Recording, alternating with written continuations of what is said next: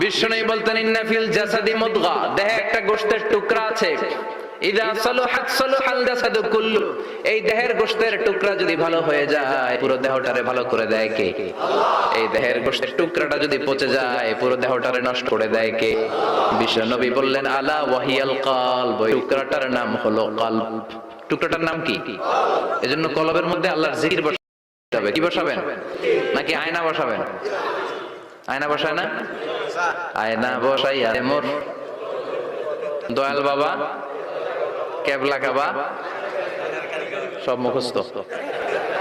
আয়না বসাইয়া দে মোর, নবীর কলবে আয়না বসায় নাই নবী। সেদিন আবু বকর, ওমর ফারুক কেউ আয়না বসাইছে?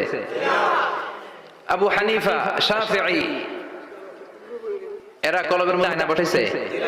বসাইছে জিকির। চিল্লায় বলেন বসাইছে কি? এজন্য আল্লাহ বললেন আলা বিযিক্রিল্লাহি তাতমাইন্নুল কুলুব। দুনিয়ার কোন জিনিস দিয়ে কলব ঠান্ডা হয় না, দুনিয়ার কোন জিনিস দিয়ে কলব পরিচ্ছন্ন হয় না। কলব শুধু পরিচ্ছন্ন হয় একটা জিনিস দিয়ে, লা ইলাহা